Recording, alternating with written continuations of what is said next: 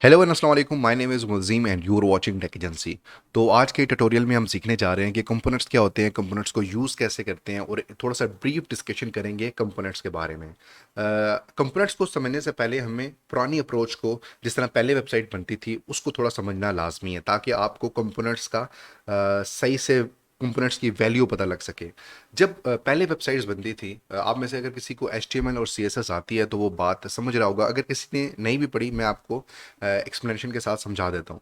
जब पहले वेबसाइट्स बनती थी वो सिर्फ एक ही पेज के अंदर बनती थी, index.html, और स्टाइल के लिए आप यूज़ करते थे, CSS यूज़ करते थे, उसमें इंपोर्ट करते थे। अच्छा, index.html के अंदर ही आपका नैब बार बन रही होती थी, आपकी बॉडी बन रही होती थी, आपका फुटर बन रहा होता था। जितने भी पार्ट्स हैं, आप जो भी डिज़ाइन कर रहे होते थे वो index.html के अंदर ही डिज़ाइन कर रहे होते थे। अब उसका नुकसान ये होता था कि सारी गिचमिच हो जाती थी एक ही फाइल के अंदर, और जब ज़ाहिर बात है इतना ज़्यादा कोड एक फाइल के अंदर है, जब वो लोड होता था तो वो टाइम टेकन होता था।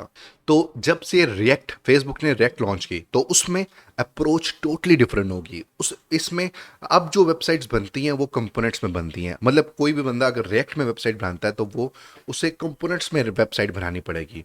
अब फॉर एग्जांपल आपकी अगर वेबसाइट के अंदर डिफरेंट पार्ट्स हैं, नेविगेशन है, स्लाइडर है, या कुछ भी है, वो डिफरेंट कंपोनेंट्स में बनेंगी। मैं आपको आगे एक्सप्लेनेशन के साथ एक्सपेरिमेंट करके बताऊंगा कि कंपोनेंट्स क्या होते हैं, आपको एग्जांपल्स दूंगा ताकि आप इजीली समझ सकें। अच्छा, इसमें क्या लिखा हुआ है? Components are reusable building block in user interface. User interface, आप कोई भी वेबसाइट यूज़ कर रहे हैं, फॉर एग्जांपल आप फेसबुक यूज़ कर रहे हैं, आप इंस्टा यूज़ कर रहे हैं, एनी वेबसाइट कोई भी आप यूज़ कर रहे हैं, तो उसे यूज़र इंटरफेस कहते हैं। ठीक है। कंपोनेंट्स क्या होते हैं? आपके रीयूजेबल होते हैं। फॉर एग्जांपल आपने अगर एक बटन का कंपोनेंट बना लिया है, तो आप अपनी पूरी वेबसाइट में उसी कंपोनेंट को यूज़ करके जहां जहां आपको बटन की ज़रूरत पड़ेगी, आप बस वही चेप देंगे वहां पे। अच्छा, जैसा कि मैं आपको बता रहा था कि रिएक्ट के अंदर सारे कंपोनेंट्स होते हैं, अब थोड़ा समझने की कोशिश करेंगे कंपोनेंट्स, इसमें क्या क्या चीज़ें कंपोनेंट बन सकती हैं। सबसे पहले आपको ये पूरी बॉडी है, ये पूरी वेबसाइट की पूरी बॉडी है, उसके अंदर डिजाइनिंग हुई भी है। फॉर एग्जांपल अब ये आपको ऊपर जो नज़र आ रहा है हेडर, मेरे माउस के ऊपर हेडर, ये हेडर आपका एक जो होगा कंपोनेंट बन जाएगा। ठीक है।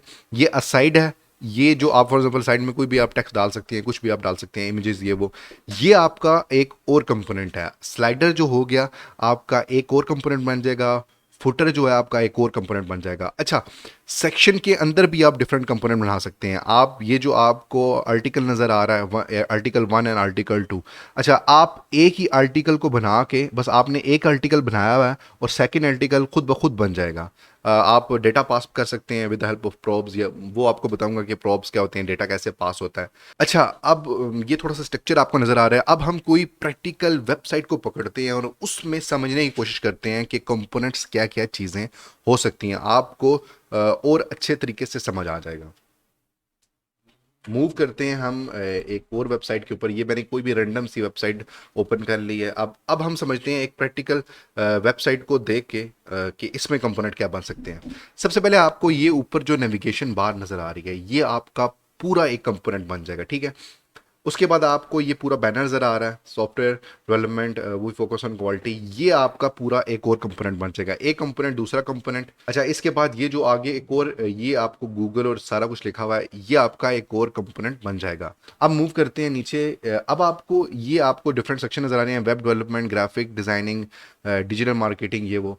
अब इसने कैसे डिज़ाइन किया हुआ है? इसने सिर्फ एक कंपोनेंट बनाया हुआ है, सिर्फ ये कंपोनेंट, वेब डेवलपमेंट का कंपोनेंट डिज़ाइन किया हुआ है, और बाकी कंपोनेंट आपके खुद ब खुद बन जाएंगे। कैसे? आप सिर्फ एक कंपोनेंट डिज़ाइन करेंगे और आप ये नोट कर रहे होंगे बाकी component same as it is वही है, सिर्फ डेटा चेंज हो रहा है, पिक्चर चेंज हो रही है, आपकी हेडिंग चेंज हो रही है, ये पैराग्राफ टैग यूज़ हो रहा है, जो पैराग्राफ टैग है इसमें डेटा यूज चेंज हो रहा है। बाकी सेम एज इट इज़ आपका कंपोनेंट्स डिट्टो कॉपी वही है।